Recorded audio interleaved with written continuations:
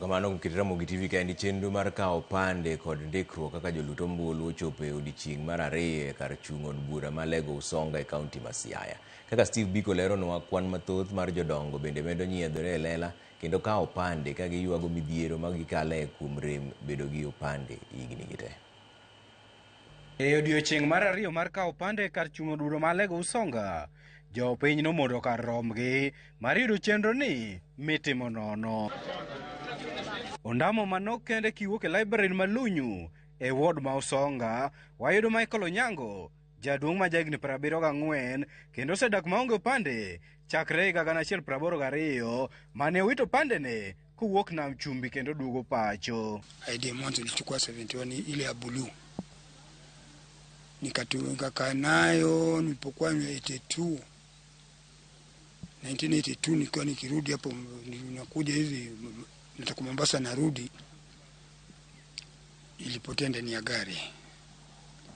Sasa kuanzia hapo silichukua ID yoyote. Kuom hignigo duto, Onyango ler ni osetemo manyo opande, to kata kamano pok wuodhe onyuolo lemo kaluwore kod bor mar boma ma Siaya kod nengo mamalo mar kawo opande. Asebedo kaonge opande, asetemo dwaro kuom hignigo te mopande. Nadua chukuru chunyo chile so kuom chief kadhiete chief go chika ngabi ase utanya kamuir tembo manyaso form kase jaso form kendo onge gimatire. Moko kuom wede Michael lero ni giseyudo kinde matek mar dak kode ni mar ok nyal orne omenda e simu ka chudhe moko bende rem ma ok ochwalo ne omenda mosiepe kod wede orone. Osebedo kokali sida makata wuoyo moyarono en mana dhok momosni nikech opande e gimoro amora ma kiongogo to kata mana pesa ok nyal kowni.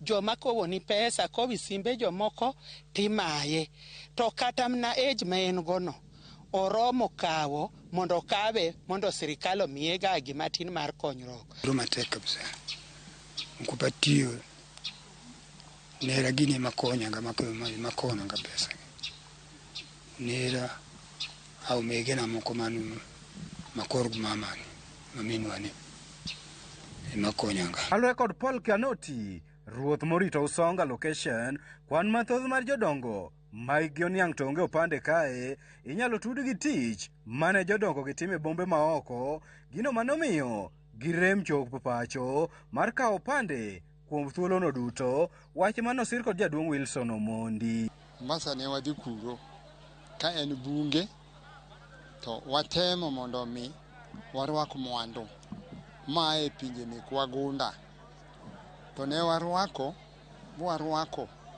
ndalo Moi, warwake Kibaki, waduogo go dala ka.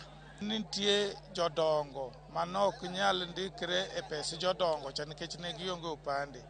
Koro kaka nicho kele machiegni to gol chudo cha omiyo gibiro machiegni emomiyo koro ineno ka ji ng'eny kama mapok oyudo opande.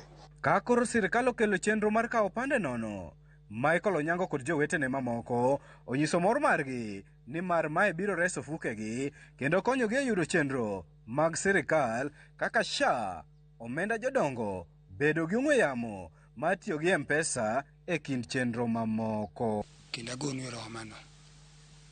Nyasaye umedu. Temuru matek umi vijende kipande makikudong kata chiel hasa Usonga to dong chien.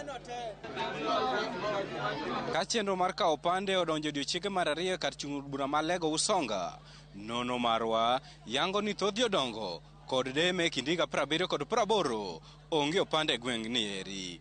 Mae itudo kod kit tich mathothgi ne timo e bombe madongo kaka Mombasa kod bombe mamoko, kendo ne ok gidewo duogo pacho mar kawo opande.